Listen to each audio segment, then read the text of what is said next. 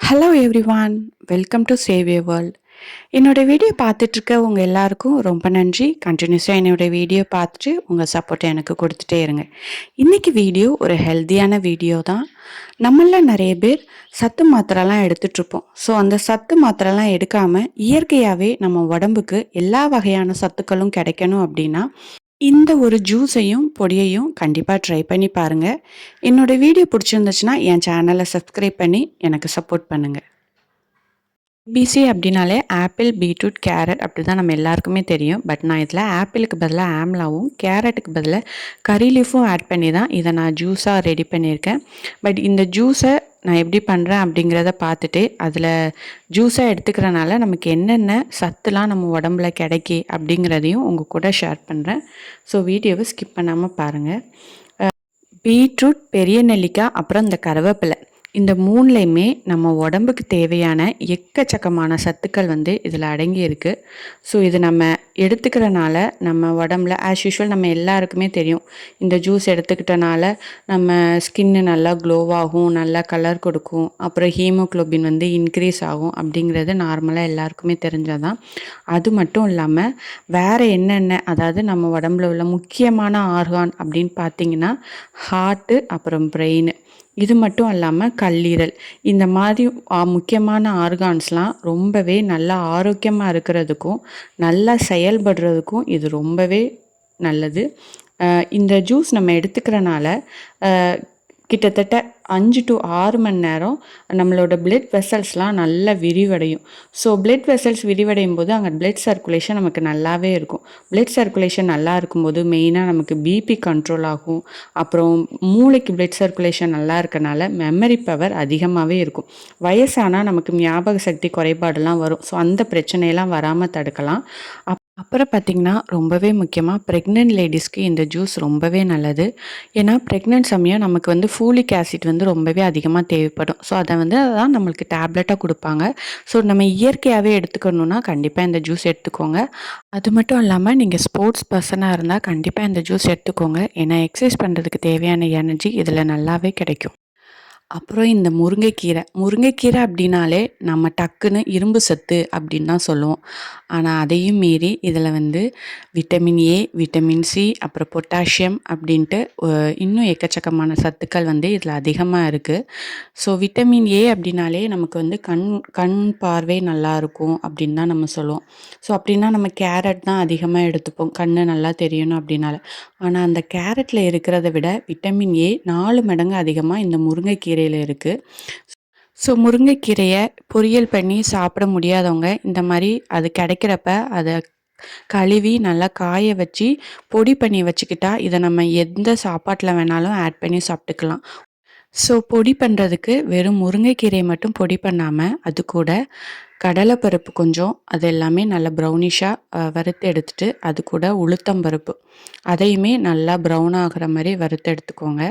So இதெல்லாம் நம்ம add பண்ணி பண்ணும்போது அது சாப்பிட்றதுக்கும் கொஞ்சம் நல்லா டேஸ்ட்டாக இருக்கும். நம்ம இட்லி பொடி எப்படி பண்ணுவோமோ அதே மாதிரி தான் பண்ண போகிறேன்.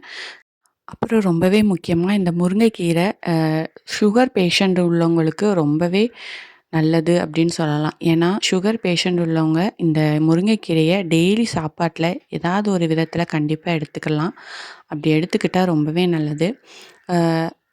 அப்புறம் பார்த்திங்கன்னா பூண்டு கொஞ்சம் ஆட் பண்ணிக்கோங்க. ஒரு 10-15 பல் பூண்டு போட்டிங்கன்னா அந்த கீரை முருங்கை பொடி நல்லா ஸ்மெல்லாகவும் இருக்கும், சாப்பிட்றதுக்கும் நல்லா டேஸ்ட்டாக இருக்கும்.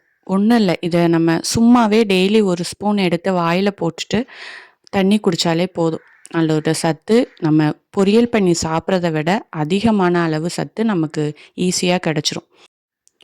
ஸோ காரமாக வேணும் அப்படின்னா அதுக்கு சிவப்பு மிளகாய் ஆட் பண்ணிக்கிறேன். கம்மியாக வேணும்னா நீங்கள் கம்மியாக ஆட் பண்ணிக்கிறலாம். அது கூட ஒரு சின்ன துண்டு பெருங்காயமும் ஆட் பண்ணிங்கன்னா, ஸோ எல்லாமே போட்டு நல்லா வதக்கி அதை நம்ம மிக்சியில் போட்டு அடித்து எடுக்கும்போது நல்ல ஸ்மெல்லும் இருக்கும், நம்மளுக்கு சாப்பிட்றதுக்கும் சூப்பராக இருக்கும். அப்புறம் நம்ம அடுப்பை ஆஃப் பண்ணிவிட்டு அந்த பாத்திரம் சூடாக இருக்கும் பார்த்திங்களா, அதுலேயே நம்ம இந்த காய வச்ச முருங்கைக்கீரையை சும்மா லைட்டாக ஒரு மிக்ஸ் கொடுத்தா போதும். ரொம்ப தீ வச்சு இதை பண்ணிடாதீங்க, அப்புறம் அதோடைய எஃபெக்ட்லாம் நல்லாவே இறங்கிரும். அப்புறம் நம்ம அதை பச்சையாக எடுத்து எந்த யூஸும் இருக்காது. இது வெயில்லையும் இதை நம்ம காய வைக்கக்கூடாது. வீட்டிலையே நல்லா ஃபேன் காற்றுலையே நல்லா கழுவி ஒரு காட்டன் துணியில போடுங்க. காலையில நீங்க வச்சா கூட ஈவினிங் நல்லா அந்த ஈரமெல்லாம் இதாயிரும்.